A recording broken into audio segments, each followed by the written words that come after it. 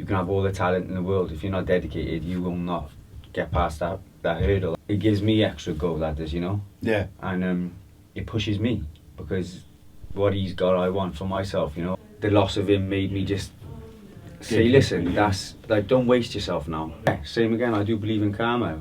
It's like, what's that, what goes around comes around. And achieve the goals I've set out, and be well respected, you know? As a fighter, I can't worry about if my mum's worried or if this is worried. Like, I know what I've got to do.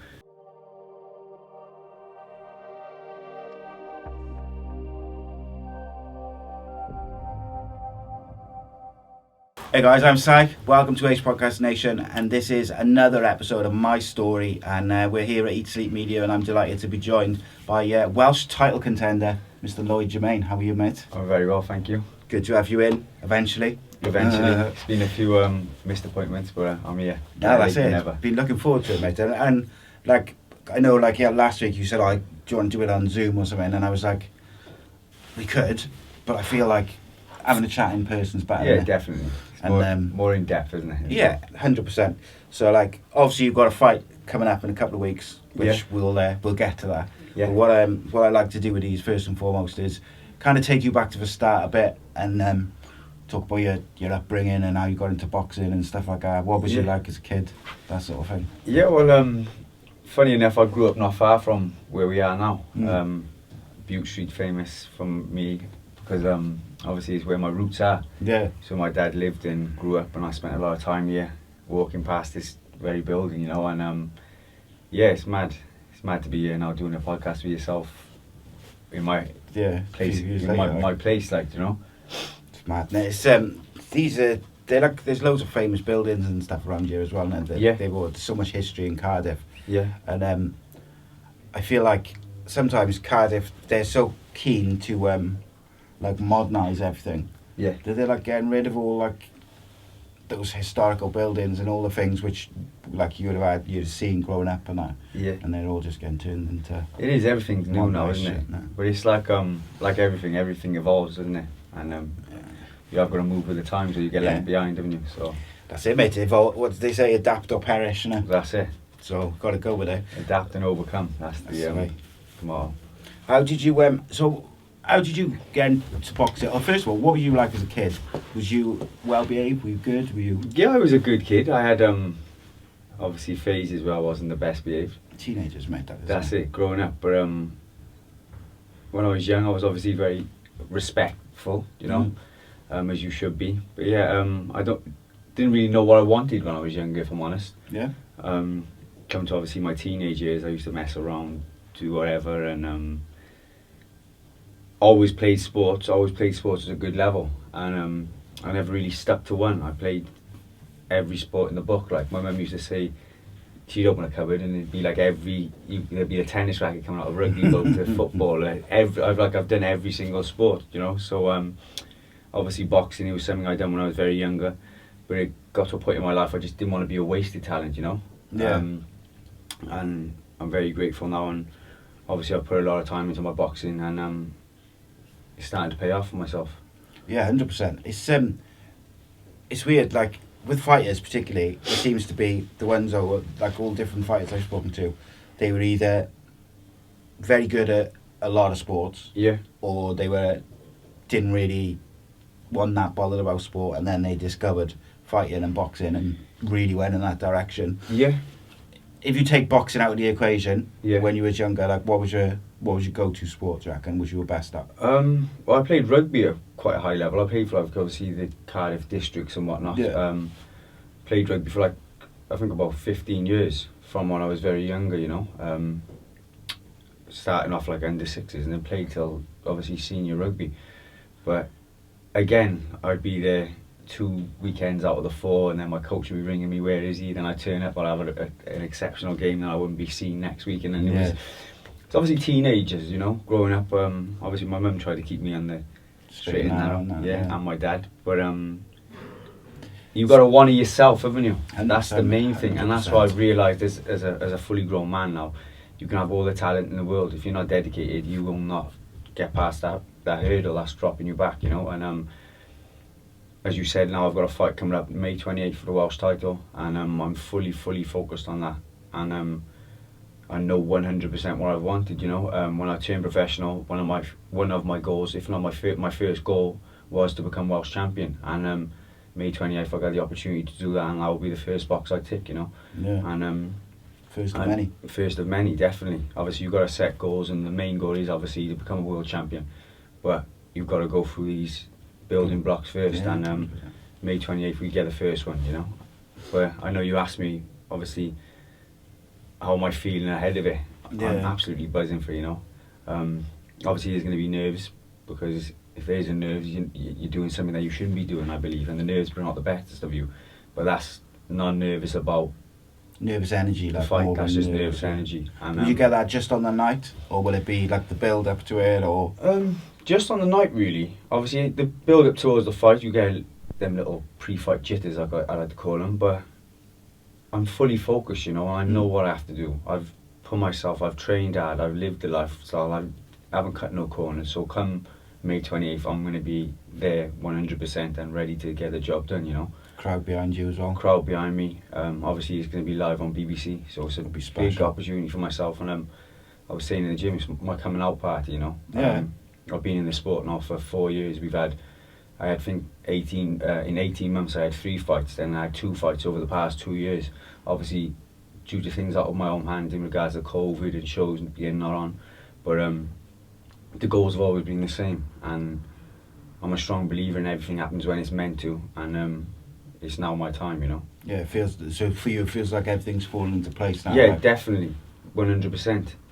Pandemic's been hard, hasn't it, for everyone, like, I think, like, I speak to a lot of fighters from boxing, MMA and that, and, like, it's been really tough for them, for you guys, because unless you were able to get on certain shows, there was nothing you could do. You just couldn't fight. And you know, the amount of people I've heard about who were on the brink of turning pro, and then the pandemic come, and they kind of had to make a choice of like what to do, and a lot of them have just dropped out of it. Of course. And because they've gone and done, you know, got a job or whatever in the pandemic.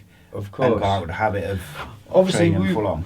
I'm very fortunate. Obviously, Tony kept us all. We was doing like training over Messenger. We'd have a Messenger group where we was all batting in and training, and he was keeping the competitiveness. Obviously, then I think so far into the pandemic, you was allowed to train being a professional athlete, so he was allowed to go to the gym. But it's all good and well training. When there was no fights, it was a quite dark time. It's like a never-ending thing, isn't it? It was, because there was no guarantee. You didn't know when you'd be fighting. You didn't know when you'd have the opportunity again to come again. And it did. You did get a bit jealous and envious, because you could see boys getting on shows and you could see them continuing to take forward steps, and it was just stuck in the same position. But if anything, I'll use that time wisely just to get better at what I wanted to do, you know. And same way, whether it would have been now, like I said, everything I believe happens for a reason, and now is the time for me. I didn't go missing in COVID and wasn't around, I wasn't training. I've stayed at it, I've stayed hungry, and that's why I'm now in this opportunity. I have the opportunity I do now, you know. I haven't had the opportunity, and the phone's ringing, I haven't been training. I've been training flat out, you know. Been ready, like, for when the phone call comes. Obviously, I've had it set in my head what I want from the sport, you know, and it was more important for me not to take time off. Obviously, there was times off, and I wasn't training maybe as strict as I am now. But I knew it would come. I was still working on other things. I was still running or on the bike or in the house working, and just keeping sharp. And that's it. Fit. And keeping the mind. I've always been focused. That's the main thing on what I wanted. You know, I never fell off the bandwagon and jumped back on. I knew what I wanted, and it's weird, like, because obviously it's been a tough period. But I look at people like yourself about to get a Welsh title, Welsh title shot, we'll say, just so we don't tempt fate, but like Welsh title, hopefully. And I look at Gav Gwyn and people like that, and I look at some of the MMA guys in Wales as well, and they've really come out of the blocks, like, after the pandemic. You can tell the fighters around the UK, you can tell the ones who've been training non-stop, even, you know, whether it's, you know, like you say, I can't train with anyone, so I'm going to go out on a bike, and I'm going to go home and I'm going to do some weights, and I'm going to do some shadow boxing, whatever it may be. And then you can tell the ones who kind of were like, You've got to again, you've got to adapt to it, haven't you? Yeah. Obviously, we wasn't there being able to. We was training, but it might have been different to what your usual training sessions are. But you can still get the work in. I didn't sit on the settee and moan about it. I just done other things and used whatever I could yourself as well, haven't you? Yeah, I put a bag up. I done this.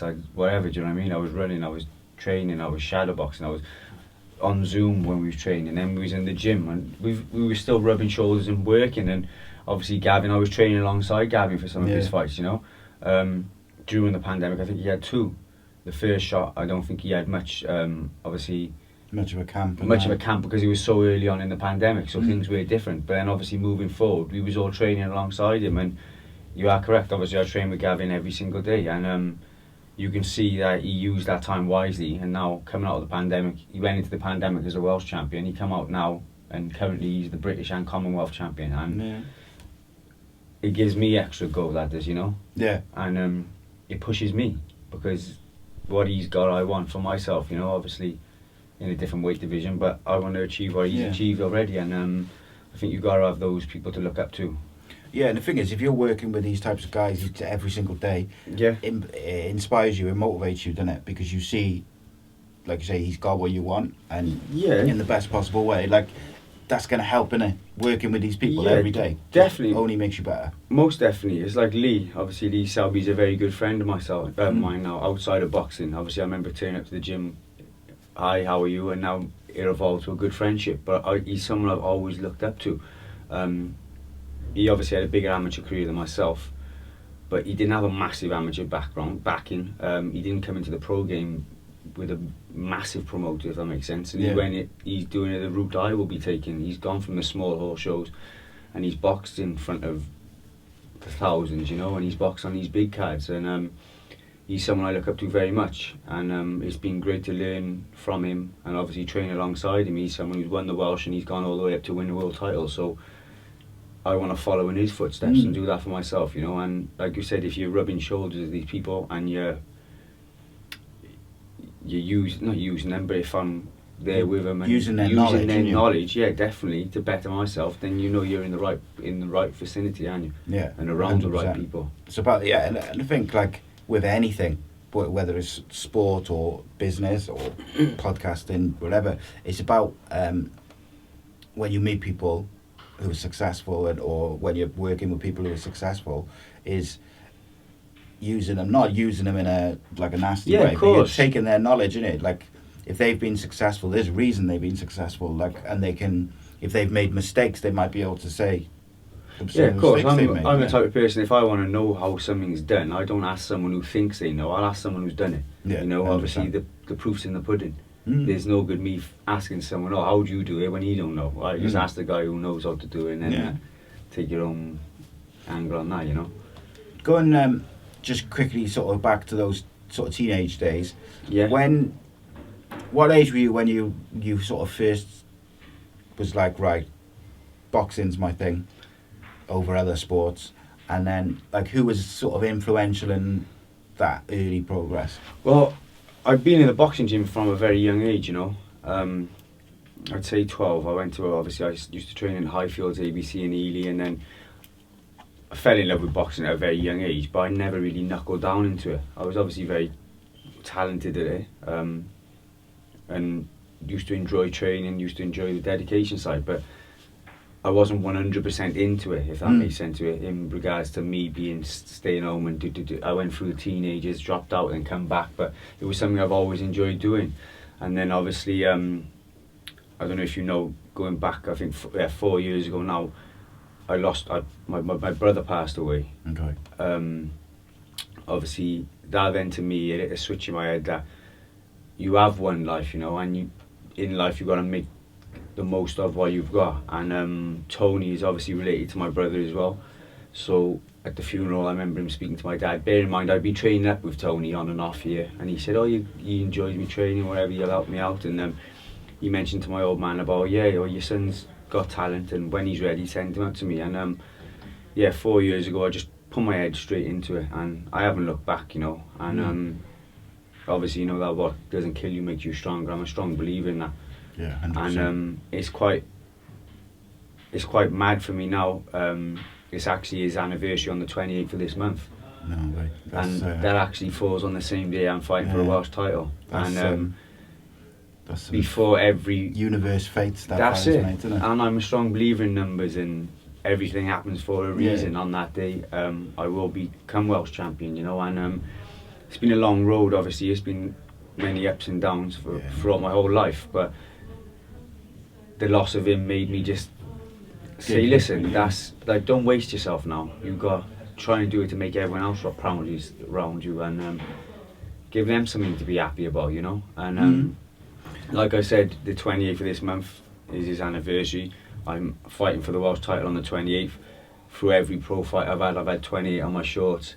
It's like, it's a big number for me, and you can see now with a smile on my face, I'm absolutely buzzing for the opportunity that I've been given, you know. Excited, and I'm 100% ready. Ball of energy, mate. That's it. It's do you know, like you said something a few minutes ago about, like, you can have all the talent in the world, but if you're not dedicated to it, it's not enough. Yeah. Like, and I've been speaking to Danny a lot, who's obviously, he's a former world champion himself back in the day. Yeah. He's coaching he's got a couple of world champions within his midst now. Like, he knows what it takes, and he said you wouldn't believe the amount of people he'll come into his gym, and you look at them the first night and you think, wow, like, they've got something special, but then they'll disappear for 4 or 5 weeks. They'll come back, and it's like, what I'm trying to say, but it's like the time they take off dedication, and they're not applying their talent to the sport. There's people who are turning up, and every single day they're getting better and better and better and better. Then you realise the one who didn't have as much talent is now better than the talented one, because he's worked hard for it, and he's learned, and talent can only take you so far, you know. Yeah, 100%. Very quickly, like, when I was about, like, 15, 16, I was good at football, like, really good, and but I was more interested in smoking and girls. Yeah. So, like, my old man died when I was 16, so then he was the one who would make me go. So, like, when I had training for, like, South Wales or something, I would say, I don't want to go, and he'd be like, get in the car. You're going, yeah. So I would go, so I kept progressing because it was good, and when I was there I enjoyed it. It was just the thought of going there instead of going with my mates, of course, and girls and that. That's similar to myself. Like I said, I've played sports all my life. I love sports, you know. It's a big part of my life is sports. Obviously now boxing being a main front runner in my life. But I remember my grandfather used to say to him, he'd be like, I'm playing rugby now this weekend, and he'd be like, well, enjoy it, because you'll get to that certain age you won't play. And I'd be like, don't be silly, I'll play forever and ever and ever. And he said, you won't, when women come into money and going out with the boys and girls or whatever it is. He said, you'll see. Drift, don't you? And time goes like that. And I can remember him saying it to me. And now, obviously, so many years later, obviously, you can look back with that with hindsight as well, and he's right. Like, he is right, but then same again, I think timing is everything, and everything happens for a reason, and this is now my time, you know. Yeah, 100%. It's interesting because, like, I'm not really one for fate and things like this, and which you clearly are, just by some of the stuff you said there. And I had Merkage in your, I don't know, a couple of months ago, the rapper. I know him. And he's very much for, like, things happen for a reason, and he was explaining to me, like, he's got this thing of, like, you make a decision, but, like, you were going to make that decision anyway, and it's going to take you there, and it's going to do that, and you're going to make this mistake, and things will happen the way they're supposed to happen. And then we got into this whole thing about free will, which was, you know, a bit random, like, but, like, the more I've spoken to people like him, yourself, and then I'm looking at stuff like Andy, who I do one of the football shows with, his brother, they're both ex-footballers, super fit, the nicest people you've ever met. Last weekend, his brother was out with his friends. They were celebrating someone's stag do, just had a couple of beers, went for a meal, and he dropped dead, like, at the meal, like. And that really shook me, like, partly because obviously Andy's a very, very good friend of mine. And I know Neil sort of as an acquaintance, and, like, it shook me because I was like, they're super fit, like, you know, they're so healthy. That's it. And I look at myself, like, and I smoke, and I don't look after myself, and I think, you just don't know when that moment's going to come. Of course. Where, right, that's your time. No, of course, and I never knew when I spoke to my brother and he said, "Oh, I'll speak to you later." I didn't know that'd be the last time I'd ever speak to him. I do believe everything is written for us. Like, I think everyone's life it'll go how it's meant to. You can't change certain things. You can't wish things to be different. I think things happen and things happen for a reason. Definitely. But same way, like you went back to, you were speaking to Merkage, becoming a champion has always been in my head. No matter what's happened in my life, I've still got that in my head, you know? And it's just these little things that happen in your life that make you go harder for what you want and make you appreciate what you have currently, you know? Obviously, I'm very fortunate in some ways. I've got 2 beautiful children, you know, I've got a lovely family, I'm happy, I'm in full health, and I'm doing what I love to do every single day, which is hard. That alone, some people don't like waking up in the morning to go and do a job they don't want to do. So, yeah, I am fortunate, but yeah, I think everything does happen for a reason. That's my turn of affairs anyway, and I'm kind of slowly coming around to it almost. I think, just from speaking to different people. Like, well, it's mad for me. It's like I was due to be fighting on the 7th of May. I think we booked in to have this podcast in well before the 7th. Yeah, obviously, it's now gone the 7th. I missed the 2. Obviously, we couldn't make the one, whatever, it got rescheduled. But it's now after the 7th, you know? And we're still here talking about my upcoming fight, which is on the 28th. And I remember it vividly, like I was due to be fighting on the 7th. My manager's phoned me, he said, "Listen, I got some good and bad news.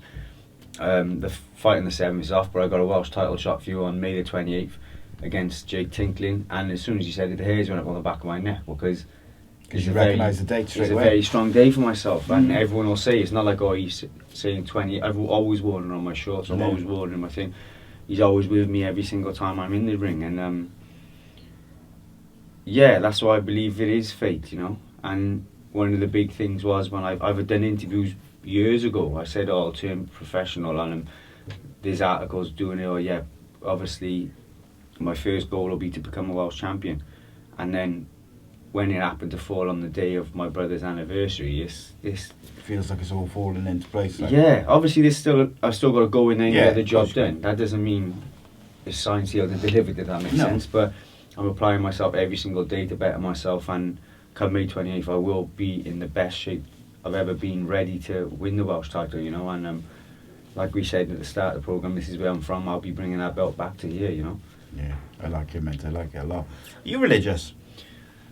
Not really, to be honest. Yeah, and like obviously I grew up and went to a Christian school, but I'm not too religious, if something. I just believe in your heart of hearts, if you're a good person, you're a goodie. And it's like, I remember Bob Marley said, if you're a goodie, he's a goodie. If you're a baddie, he's a baddie, you know. And it is true. I think we all have a conscience. Well, I speak on my behalf, and I have a conscience. I know what's right, I know what's wrong.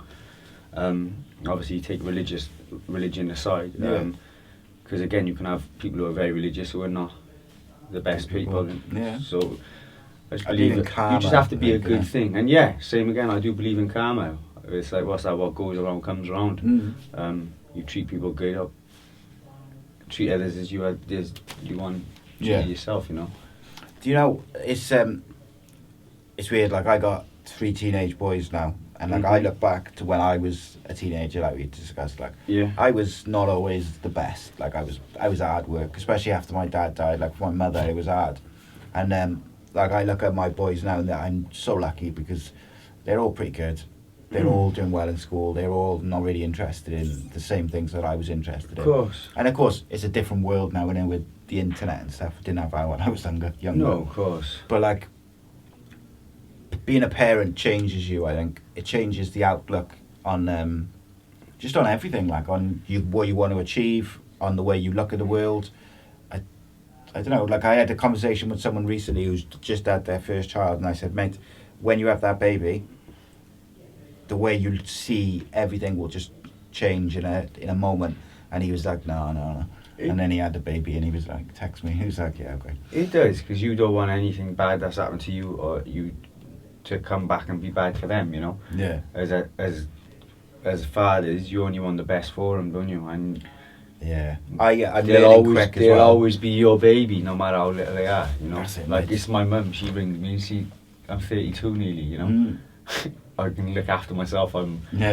don't need no one to look after me, but she's more worried about certain things happening than I am for myself. But that's just like, it's a parent's instinct, isn't it? Yeah, 100%. Like, I'm learning slowly, I suppose. Like, my oldest boy is 17, 6'2".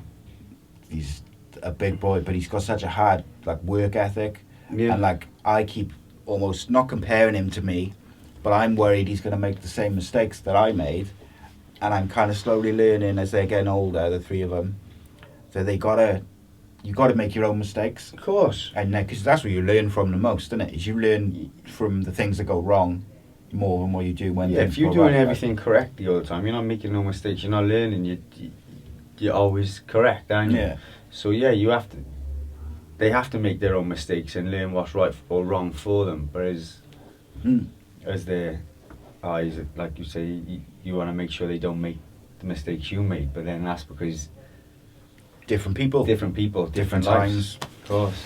Yeah, it's a weird one. So someone sent in a question. I forgot his name. I think it was Gaz. I apologise if it wasn't. He said, "What's your favourite tattoo?" We've got a few people who watch who love tattoos and that. Yeah. It'd probably be my children's names, you know. Yeah. Mean more to me, or if not, I got Family First on my wrist. Funny enough, I'm having a tattoo now done tomorrow. Is it? So What you haven't done? I'm having Dream Without Fear and number 28 on my chest. So nice. It's nice. Just ready for the 28th as well? Yeah, definitely. It's something I was always going to have anyway, you know? But it just... But again, falls nicely and into place, again, I booked the appointment before my last fight, and then it had to get rescheduled till after my fight. Now it's falling on the day, and then it's going to fall in before the fight. So it's weird. Timing's everything. I think my old man told me it's like standing on a bus stop. If you're 1 minute too early, you're 1 minute there before the bus arrives. You're too early. If you 1 minute after the bus is coming, you're too late and you miss it. It's all about timing, you know. Yeah. Who say like you was, I know, like struggling, or you were feeling a bit rough, or whatever it may be, who would you turn to for advice in your life? Like who's your go-to people who like would talk you through whatever? It don't have to be like obviously a major my mum and thing, my dad, to be honest. My dad, he's more like my best mate.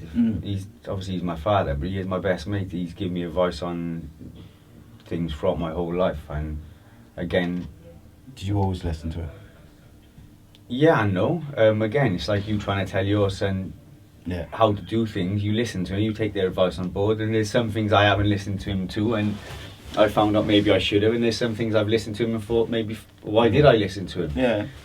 We're all individuals, and you all got to make your own decisions, no matter who you're getting the advice from. But yeah, him or my mum, there's someone who's always been there for me, you know, and I'm very grateful for both of them, and they brought me up the right way, and I'm glad to be making them proud now, you know.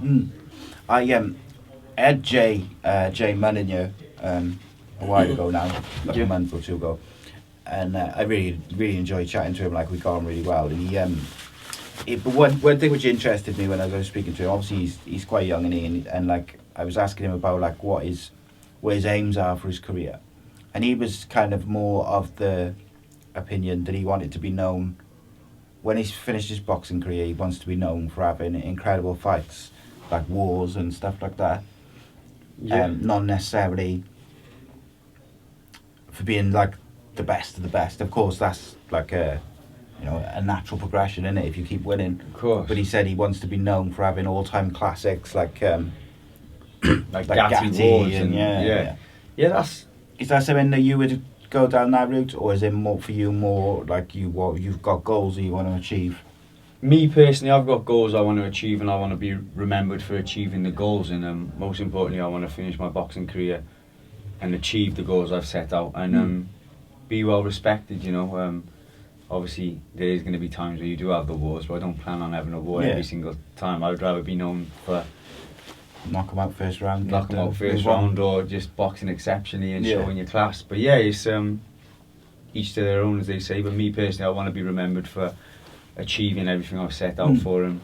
Yeah, the reason I asked that is because I was like, it was quite a unique take from him. Like, I hadn't heard all the fighters from both sports who I'd spoken to. I'd never really heard someone go down that route. It is fair enough, because obviously you're looking like the Arturo Gatti and Mickey Ward trilogies. They're the probably three best fights ever. You know. Yeah. Obviously, there's been other great fights, but people don't look at them two, and although they achieve great things in boxing, they don't really care about what they achieve because of the fights they were in. So I understand his take on it, but I'd like to be remembered for making achieving everything I set out in the pro ranks, you know, and being able to look back when I'm older on my armchair and say, it was tough, but we got there, and we achieved everything we set out from day one. Like, how hard is it though as well? Like, I ask all the fighters this, getting, like, your job is effectively to get punched in the face every day, innit? Like, I know you only don't necessarily. That's it, you do. It's mad. It's like now when you spar, we spar and we'll wake up in the morning, you have your breakfast, you look forward to going to the gym, you know you're sparring, you're going to get whacked in the face. You spar for 6, 8, 10 rounds, after that, when you're sparring, and honestly, you're trying to hurt each other, aren't you? You know what I mean? As soon as the bell rings when the last round's done, you're both best mates, and that's why I think. That's why I love about the sport, you know, and I believe you got to have something in you. It's not for everyone. No. But I know one thing is definitely for me, like I love it, you know, and same way people, when we say, how do you like getting whacked in the face? So, to be honest, you try and move your head and not get hit in the face, but it's like you can't go swimming without getting wet, and it is something you take part of the job. But yeah, it definitely is. It's not for everyone. No, you got to have a unique mindset, I think, for it, because of course it takes something to get past. You've got to push shock of it as well, no? Well, you can be as fit as a fiddle. If you're not strong mentally, you won't push through these barriers you need to. You know, you'll only keep. If that's enough for you, you'll stop. You've got to. It is more mindset, and as I've gone further in my career and further on in my life, I've realised everything is mindset. You know, maybe if I had the dedication I did now when I was 12, 13 in rugby, I could have become a professional rugby player. If I had there's all these if buts, but what I've learned is you have to have it. And now obviously I'm a professional boxer, I still got the same mindset as I should have now, and that drives you each day, you know. Yeah, I think elite sport, you've got to have this mindset where, say, like, I know, for an example, say like Joe Bloggs in the street is training, and he'll hit a point where he's had enough, and it's almost like elite sportsmen, they go past that bit where you've had enough, and they've got to push themselves, and you've got to mentally get through those. You've got to mentally push yourself, because when it gets to the world title fight or the cup final or something, and you're in extra time or you're in the last round, and it's and you're knackered and your face is all swollen, and you are having one of those wars, you've got to push through. Definitely, that's what makes you a different fighter to someone else, you know. Everyone's got their breaking point, but it's how much are you willing to give, you know, and how much are you willing to take as well, because it's a fight at the end of the day. No matter how good you are, you're going to get caught up in the fight, and you're going to get hit, you're going to get cut, there's going to be blood, but there's going to be times where you want to quit but you don't, you know what I mean? Well, obviously some do, but you got to push yourself past that. If you can't break the pain barriers in the training camps, when you get into the fights you'll never do it, you know. And it's I'm sure I read before, Usain Bolt, I know it's a different sport, but he used to run himself until he was physically sick, you know. And it shows then what he's putting in and putting your body through will pay off. Yeah, 100%. Well, you hear stories of like Ronaldo, don't you? Who, like, when he was younger, he wasn't necessarily the best footballer. He had ability and talent, but what he would have is when everyone finished training, he would stay for another 2 hours, putting him, you know, take a free kicks or. And now you look at him, he applied himself correctly, didn't he? And I'm sure I read before. I'm sure Conor McGregor said or posted something like, Kobe Bryant must have spent, say, like X amount of million in his off season invested into himself. Obviously everyone invests into other things, but your biggest asset is yourself, and invest into yourself, and that's what cut him different from the rest because of what he was doing. And you've got to be able to do what others aren't to achieve what you want in your life and to get the results you want. You know, you can't give 50% in training camps and then expect to turn up on the fight and be shining and win in spectacular fashion. Yeah, exactly.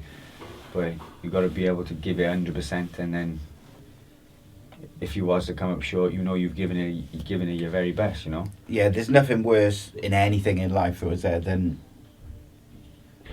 like if you fail at something. Yeah. You know, we've all failed at stuff.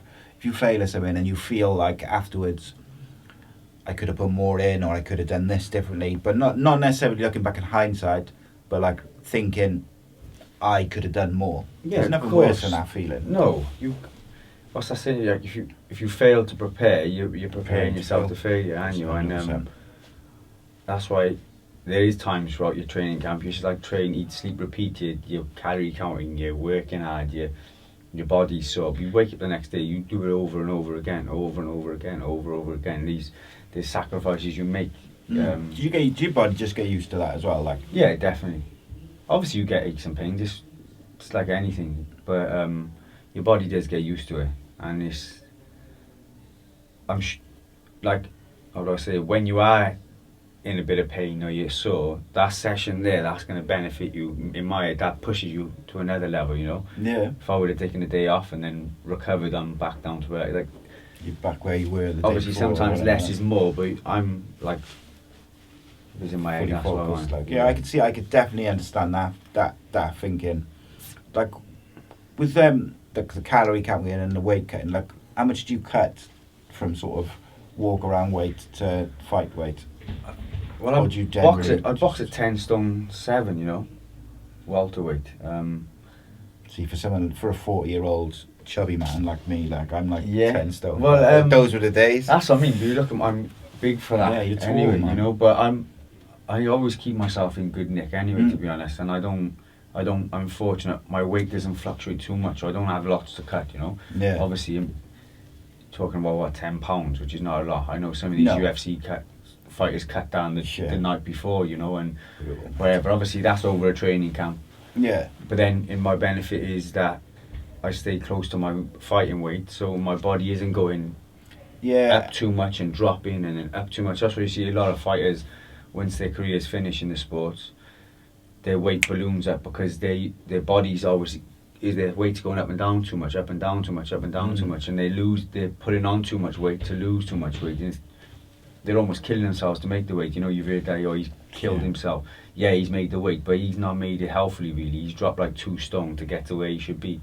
That's not normal, you know. No, it's not. And it's like, I always think, for those guys who do balloon up between fights, like, it just cannot be healthy to like drop that much weight to then go and put yourself through, you know, exertion like you do for a professional fight and that, and then do it again, and then go up and down and up and down, because, like, so say for you, you're constantly in and around where you need to be. It's like if you've got to be there and you're up there and you're down there, you're not. If you just bob above it, naturally. But also, when you're doing your training camp, if you've got to lose 2 stone, say, in as well as do your camp, like you're trying to cut calories and diet, whilst also trying to train for an elite level. Like for myself, it'll be now, like obviously the last 2 weeks you are training on less calories because your weight's dropping. Come 20 seconds after I jumped on the scales, I'm refueled and hydrated, and I'm back up to where I need to be, you know. But I'm still getting results from training at the weight I am.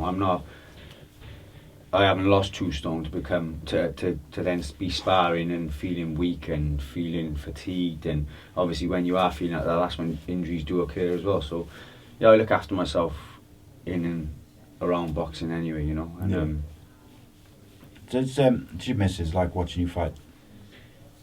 She says it gets her nervous. Obviously, it's So the way I compare it, right, is just very quickly go back to my older boy, right? He played. He was a goalkeeper for Cardiff, right, and Taftswell and a couple of academies when he was younger. And I used to hate watching him when he played at the higher levels, because 1, if he makes a mistake, it's a goal. 2, the goalkeeper always gets the blame. Of course. So I found it really upsetting, because you feel helpless, like, because it's like it's your kid who you want to protect and you want to do this and that, but it's all on him, it's all down to him, and he was very good and blah blah. But like, I can only imagine if I'm watching my kids or my significant other or someone who I care deeply about fighting, then it would be very stressful. Like. Yeah, well, even like my mum can't really watch it. Obviously, like I said, I'm still her baby, but I make sure that I'm applying myself 100%, and I make sure that come the end of the fight that they're not going to be giving me commiserations and they're going to be celebrating, you know, and that's what else drives me to every session, and to make sure I obviously win, lose or draw, they'd be happy, but in me it's win, win, win, and I think that's the mentality you got to have in this game. But yeah, they do get nervous. It's like, I remember my one friend came, he's a bit of a lump and he can look after himself again, and I said to him, did you enjoy it? And then yeah, whatever. And then I remember we went out for food. He said, if I'm totally honest, bro, I didn't enjoy it. I said, why is that? He said, you're my good mate and you're in there, and I know one punch and you go down the bird or whatever. And I said, that's it. I'm in myself, you know, and that's where you prepare yourself and live the life 100% to make sure you're ready. And obviously I don't let their nerves get to me, you know? Like, yeah. And I think you can't, can you? And it's natural, isn't it, that the people who care about you, the people who love you or whatever, of course, like, they care, so they don't want anything to happen to you, do they? But you just I just tell them, that I'm 100% ready, so that you you say that though, like I get obviously in the last couple of years where I've got to know fighters and stuff, and some of them I call friends and that, and some, you know, I know a few of them quite well from boxing and MMA. I find it much more stressful watching them now than I did before, because you got like an emotional interest in not just them winning, but it's like, of course, it's like me. If I watch any of my mates who I train alongside or anyone I know fight, you are like you're emotionally connected, aren't you, to them. You know, you can speak to them. You know how much it means to them. 100%. So that's why I think everyone gets worried for, you know. Yeah. And again, if I got a big conscience myself, so I want to see everyone who's close to me and everyone who I know get the best out of what they want to do, you know. And that's probably why you do have a bit of nerves in you. But then, as a fighter, I can't worry about if my mum's worried or if this is worried. Like I know what I've got to do. I know they're there supporting me, and if I'm honest, when I'm going into the ring, knowing all my loved ones and my family there, it pushes me, you know. Do you go like on the day or on the night, or is it like tunnel vision sort of thing where you've got to kind of block everything out and then it's just all about the fight, or do you embrace like the atmosphere and stuff as you're preparing for it? A bit of both, really. Obviously, come the week of the fight, I'm zoning in, ready for the actual fight, and then obviously once the weigh-in's out the way, and then the following day you're fighting, the atmosphere picks me up, you know. This one's going to be a big occasion, you know. Obviously, with the date falling on the 28th, it's live on BBC. I'm fighting for a Welsh title.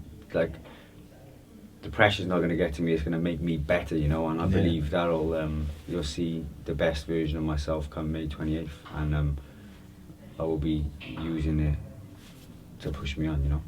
Do you know a lot about your opponent? Yeah, Tinkler. Jake Tinkling.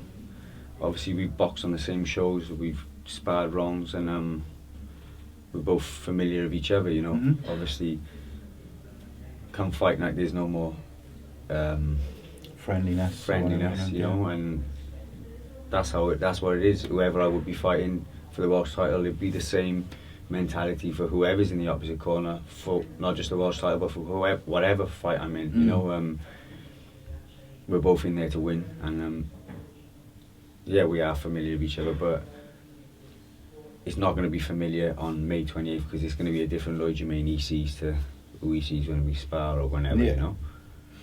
Tactically, what sort of fight do you think it'll be? Do you think it'll be like toe for toe or quite technical, or?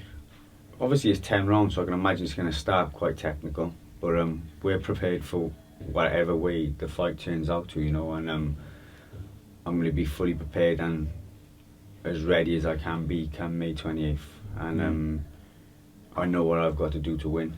And I know how much this means to me winning this title. So I'm 100% there, and I'm there in full spirits, the best version of me, ready to win the title and bring it back to Cardiff.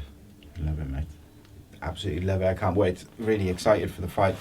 And like on Welsh boxing, we mentioned Gav Gwyn. Obviously, Joe Cordina's fighting for the world title in Cardiff, and it's the weekend of the Wales football playoff final as well. So it could be some few months for Welsh sport. Yeah, definitely. Obviously, Joe's a good friend of mine as well. I speak to Joe. I run with Joe. Joe's someone I look up to. Answer my text then. Yeah, I'll get him. Joey, get back to him. No, but yeah, he's someone I look up to as well. He's obviously further on in his career. He's smashing it, and I wish him nothing but the best. And I do believe June 4th he will become world champion. And what a way to do it in your home city. But he's someone I look up to, and obviously we're in opposite ends of our career. He's fighting for a world title. I'm fighting for a Welsh title. But I think June 4th, Cardiff will have a new Welsh champion and a new world champion. And I've got my eyes fully set on the prize, and I know Joe has as well. And it'll be a massive occasion for Cardiff and for Welsh boxing to have another Welsh champion. 100%. Do you think so? You know, let's say when you win the Welsh title, right? Will you have like a party celebration blowout after that weekend, or will it be almost back to work Monday for the next goal? Obviously, got to enjoy those. Of course you do. Of course you do. You've got to have your celebrations. But for me, I'm not focusing on anything other than May 28th and just winning. You know, once I've won the title, after my fight, then I'll obviously enjoy some pizzas and enjoy a little downtime. But it will be straight back to it. You know, obviously you can see the way our boxing is going at the moment, and these massive shows are getting put on in Wales. And I know Gavin Gwyn's due to be fighting in Wales too. So first stop is May 28th. Get the Welsh Championships, bring it back to Cardiff, then enjoy a little downtime wherever, get straight back on the grind, and work to the next goal, you know. But the first goal is winning the Welsh title on May 28th. Yeah, I guess I should have worded that question slightly different and just said like after a fight to celebrate, and would you go straight back to it? But I'm confident that you're going to win a Welsh title. Yeah, I'm fully confident. But that's the type of person I am. Like if people ask me, "Oh, what are you doing after?" Like I'm just focused on the fight. I'm so zoned in on that date, you know. And once I win, there will be celebrations. We'll be eating whatever I want to eat. What's your go-to junk food? You know, I love a pizza. Where from? You would like a Domino's or proper John's Italian pizza, like from an Italian. Yeah. I'm very lucky. Obviously, I have Pizza Villaggio in Whitchurch who sponsor me, and their food is lovely. Obviously, go there for pasta and whatnot, but after the fight, we'll be going there for pizza, Peroni, and prosecco. That's the plan. I like it. What so would you say like pizza's like your guilty pleasure food wise? I love a pizza. Obviously, I'm from the Caribbean, so I love Caribbean food. You know, my old man's a top chef. He knocks up all the Caribbean dishes for myself, and lucky mate. I like a bit of Caribbean food. My missus don't. So she don't like it. I really get it. It's like, again, each for their own. You got to have it. Give us something else, haven't you? Yeah, but I love Caribbean food. I'm a food guy. You know, I don't go out drinking a lot, so I find what I do is eat a lot. Yeah. I've got a terrible sweet tooth, so. Was it like sweets, desserts, or like? I like sweets and desserts, to be honest. Okay. I've been eating favourite sweet? Because this is right up my alley now. See. Sweets. Do you know what? I love a sports mixture. Yeah. Everything sports related. But you know, I love a sports mixture. I like like fizzy sweets. Like I was going to say them sour patches. Sour they're nice. Anything really. Yeah, I'm like a big kid for them. Yeah, me too. Like after the fight, I want a big sweet box. You know, they do them now. Yeah. So that's it, mate. It's it's interesting, isn't it? Like, but then that's mad that like you like pizza and sweets and crisps and desserts and that. Like that's your go-to sort of guilty pleasure, if you like. But like you still don't really balloon up. No. In between, like.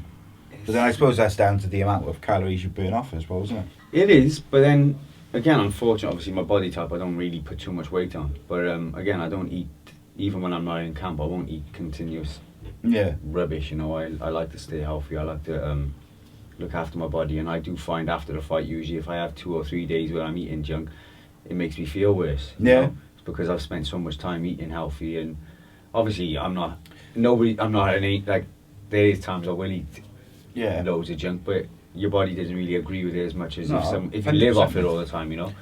The thing is, right, I'm a massive believer in, particularly over as I've got older, like, if you say you I don't know, you go on a diet or you eat healthy like for a long period of time, and then you have a couple of days of takeaways and junk food and that, your body doesn't like it. No, because it your body's rejects it. used to having all this good stuff. Yeah, definitely. And then it's just like, what's this?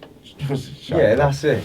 And can make you feel there's only so much junk you can eat, you know what I mean? I find, probably speak on behalf of all combat fighters, you regimental, once you've fought, then after it is go eat this, eat this, eat this, eat this, eat this, and it's like, boom.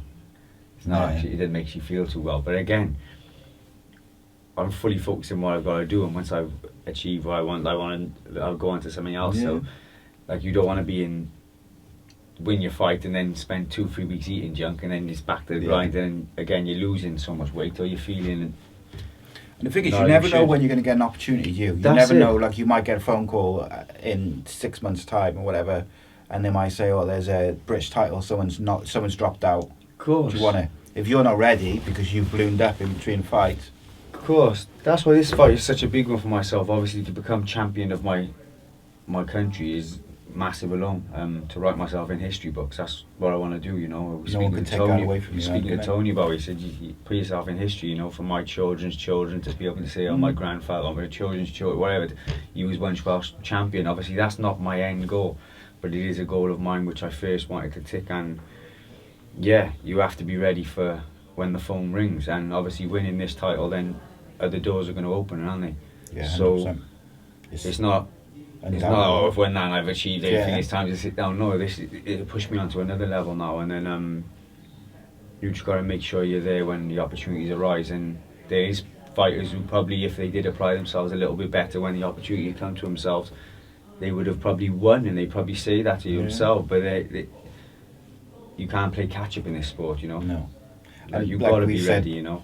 Well, like half hour, 30, 40 minutes ago, like, you got to embrace stuff as it's coming. You can't look. You don't want to look back afterwards and think, oh, you know, I had to turn down this fight because I wasn't ready. Because no, of course, and it's sports. It's a small window, isn't it? You know what I mean? It's not a long career. It's not going to really be forever, you know. And just got to make sure you apply yourself correctly while you're in the time frame that you're in, you know. And anything that comes to you then within those X amount of years, if you're living the lifestyle for those years, obviously you've got to have your time where you're out at the gym after fights and a little downtime. That's life. You've got to break things up, otherwise it does just get monotonous. But got to enjoy your holidays, enjoy time with your family, and eat these little things. But you've got to stay fully focused and know that whatever comes my way in this time frame, my career is not going to last forever. I want to make sure while I'm in my career that anything that comes to me, I'm there, and I'm going to be 100% willing to win it because I've been preparing myself, you know. Yeah, 100%. So just to finish us off, mate, I'm going to ask you a couple of like quick fire questions, if you like, just quick questions. What's your favourite city in the world?